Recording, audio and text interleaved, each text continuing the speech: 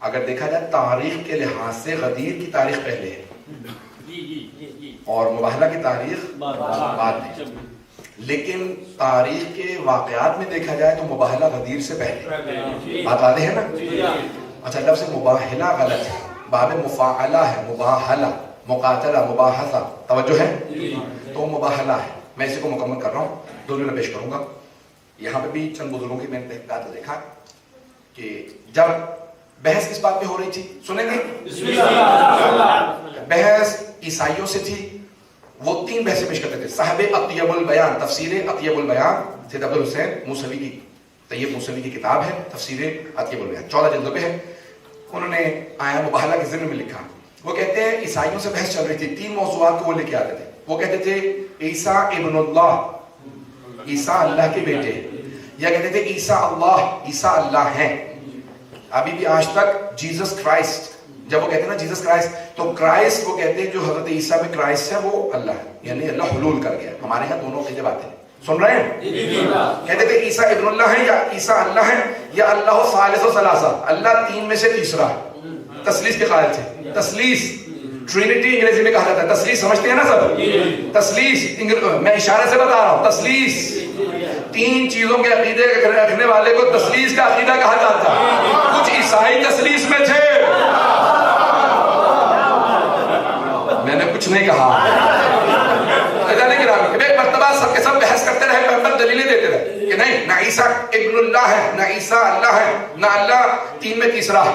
دلیلیں دی، انہوں نے نہیں تسلیم کیا۔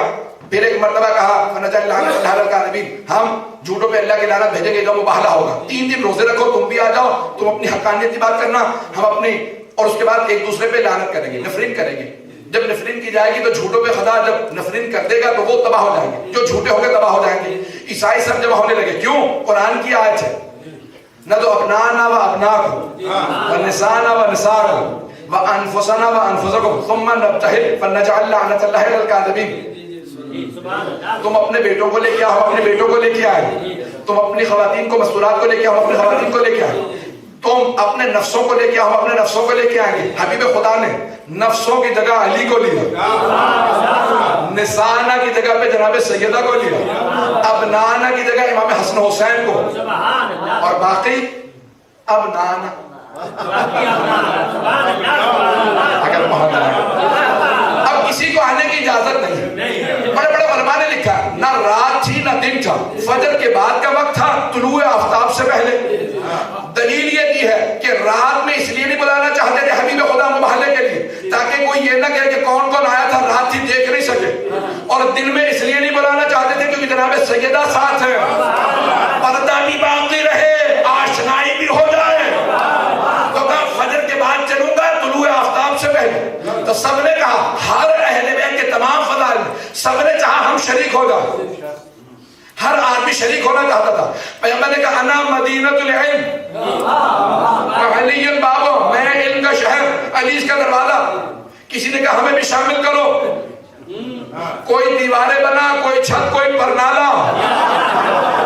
پیغمبر اسلام نے کہا لو اعطین راغب غدن، میں کل علم اس کو دوں گا جو مرد ہوگا، کرار ہوگا، غیر فرار۔ ایک صحابی کہتے ہیں زندگی میں کبھی بھی علم کا شوق نہیں ہوا، لیکن اس رات پوری رات سو نہیں سکا، سب کے سب شریک ہونا چاہتے تھے۔ سارے فضائل اہل بیت میں سارے صحابہ شریک ہونا چاہتے تھے، لیکن مباہلہ واحد میدان جہاں کوئی آنے کو تیار نہیں، ہمیں بھی لے چلیں، بلکہ میرا دل کہتا ہے سب چھپتے پھر رہے تھے، ہم نہیں جائیں گے مباہلہ میں۔ جانتے ہیں کیوں؟ فنجعل لعنۃ اللہ ہے۔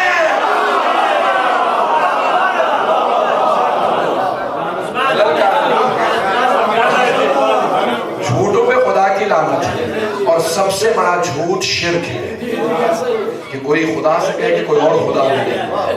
اگر بات پہنچ گئی ہو، اب ایک مرتبہ حبیب خدا چلے، میں یہاں پہ دوبارہ صاحب یہ تفسیر اطیب البیان کا ایک جملہ پیش کر کے بات مکمل کروں۔ وہ کہتے ہیں کہ رات میں جناب سلمان نے پوچھا یا رسول اللہ کس مقام پہ مباہلہ ہوگا؟ تو کہا اس مقام پہ جہاں مسجد مباہلہ اس کا نام بدل دیا گیا۔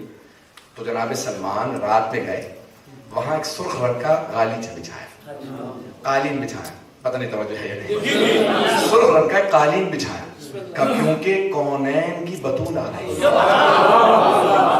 تو انہوں نے ایک سرخ رنگ کا قالین بچھا دیا. اور آنے والے مقابلے میں کون تھے؟ نصرانی, عیسائی, کرسچنز. اب سمجھ میں آئے کہ یورپین میں ریڈ کارپٹ ٹریٹمنٹ کہاں سے شروع ہوئی. یہ ریڈ کارپٹ ٹریٹمنٹ انہوں نے دیکھا ہوگا کہ کوئی ایسے بھی ہوتے ہیں جن کے لیے سرخ رنگ کا قالین بچھایا جاتا.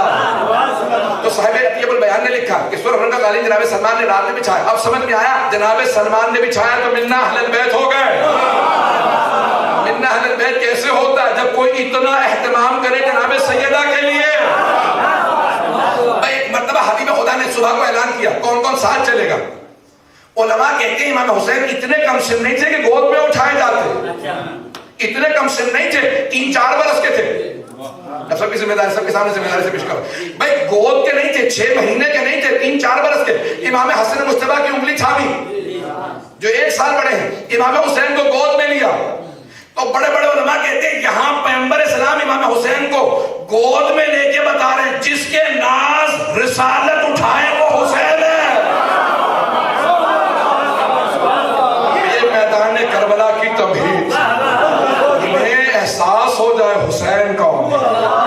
اب آئیے ذرا پیش کر رہا ہوں کہ جناب رسالت نام امام حسن حسین کو سب سے آگے لے. کیوں؟ کیونکہ آیت کی ترتیب یہی تھی, نہ ابنانا و ابنا, ہم اپنے بیٹوں کو لے کے آئیں گے, اس لیے سب سے آگے امام حسن حسین کو ابنانا کو لیا. نسانہ کی جگہ جناب سیدہ, انفسانہ کی جگہ جناب امیر سب سے آخر میں. یہاں جناب سیدہ مرکز میں چل کے کیا سمجھا رہی ہیں؟ میری تھوڑی سی محنت ہے, میں نے بہت سوچا جناب سیدہ مرکز میں کیوں ہے. تو جہاں جہاں رسالت کے قدم آتے تھے وہاں وہاں عصمت کے قدم جاتے تھے اور امامت کے قدم انہیں چھپاتے تھے. یہ رسالت و امامت کے مرکز میں چل کے جناب سیدہ بتا رہی ہے رسالت و امامت کے رابطے کا نام فاطمہ ہے.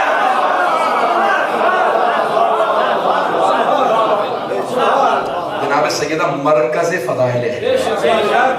مشروط محمد آل محمد